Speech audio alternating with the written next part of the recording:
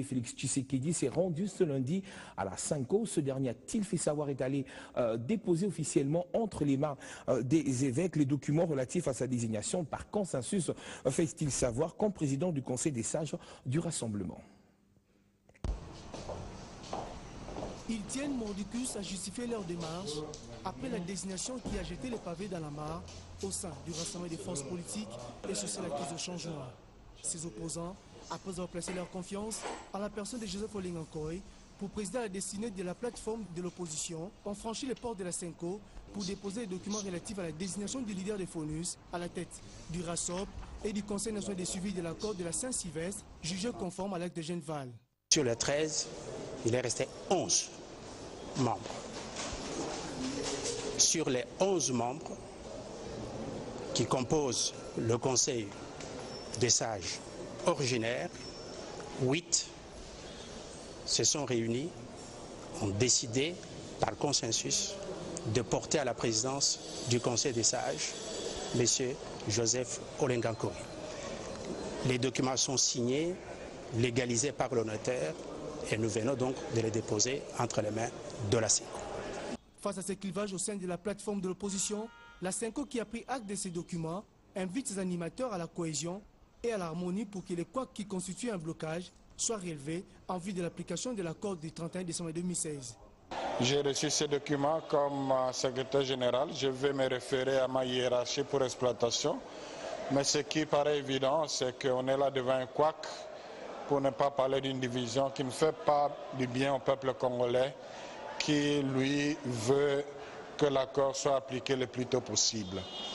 La recommandation qui s'impose, que je leur ai faite, c'est que dans le meilleur des rêves, ils puissent quand même rendre justice au peuple congolais. Cette situation risque de retarder la fin des travaux sur les arrangements particuliers ainsi que la mise en application de l'accord sanctionnant les négociations directes sous la médiation de la Senko. La lutte contre les antivaleurs dans le chef des agents et cadres de services publics par la mise à niveau demeure le leitmotiv du nouveau manager du Fonds pour la promotion de l'industrie. Le personnel du FPI vient d'être efficacement outillé 2 jours durant sur les principes, les vertus et les caractéristiques des agents et cadres dignes d'un service public. C'était au cours d'un séminaire sur l'éthique et la lutte contre la corruption organisé conjointement avec l'Observatoire du Code d'éthique et professionnel, Dieudonné Mwamba. Le personnel du Fonds pour la promotion de l'industrie était à l'école de l'éthique professionnelle. Un séminaire pour apprendre à lutter contre les antivaleurs au sein de ce service de l'État. Sous l'impulsion de son nouveau directeur général en collaboration avec l'Observatoire du Code d'éthique et professionnel, le FPI a voulu, par ce séminaire axé sur l'éthique et la lutte contre la corruption, doter ses agents et cadres de principes, vertus et caractéristiques des agents et cadres dignes de services publics. Le DGA et moi-même, ce que nous attendons du personnel réarmé, c'est que nous soyons des agents de changement, des agents porteurs d'une éthique nouvelle, d'une éthique de respect, n'est-ce pas, de deniers publics, d'une éthique de non-corruptibilité, d'une éthique au terme de laquelle chaque franc congolais, chaque unité de dollar américain qui va dans un projet doit s'investir dans le projet pour que le projet puisse être réalisé et que les objectifs de développement poursuivis à travers les projets, notamment la création des emplois, l'accélération, la participation, la contribution à l'accélération de la croissance économique, la distribution des revenus dans les économies locales, que ces différents objectifs de développement puissent être atteints. Satisfait, le personnel du FPI bénéficiaire de ces enseignements vertueux s'engage à respecter désormais le code éthique au sein de leur portefeuille. J'ai retenu qu'il faut avoir de la morale, il faut s'impliquer sur les idées que notre DG vient de mettre en place sur les états des lieux. Vraiment, on va s'y prendre et s'y mettre pour travailler pour la survie de notre entreprise.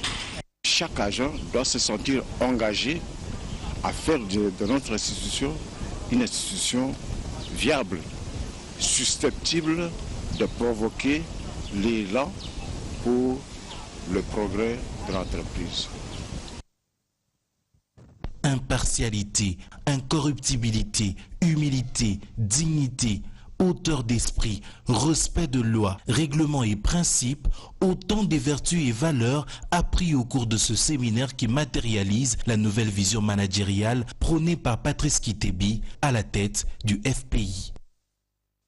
Le 7e art, avant de nous séparer, le monde célèbre la femme, l'occasion de rappeler la douleur de nombreuses parmi elles retenues dans les maternités, faute de paiement, une réalité qui a inspiré Kadi Mangulungu, réalisateur du film Abalola, dans les projections se clôture ce soir à 19h sur la place de la gare centrale. 54 minutes qui relatent la vie d'un animateur d'une équipe footballistique de la place dont le métier n'est pas considéré, mais qui, pour survivre, doit faire recourir à la manutention. Vu Kanayoningo ya Kinango avec hémorragie aux saignées, Tolinga Kinan Tobikisa Bomo Yamwana et puis Yomoko. Abi, c'était là qui liboso, les qui zala mboso kala au kamwa. Nani na saki hémorragie na no saignées mon sénaga. Basa césarienne pour babisa mana monter l'eau monter. On a mangé sida. Ah.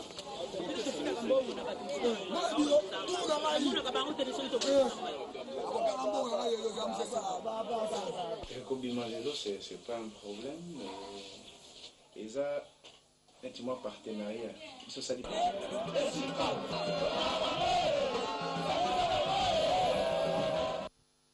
Film à suivre tout à l'heure à 19h et plus tard sur Biwan. Question de rappeler que le difficile accès aux soins de santé est aussi une forme de discrimination pour la femme.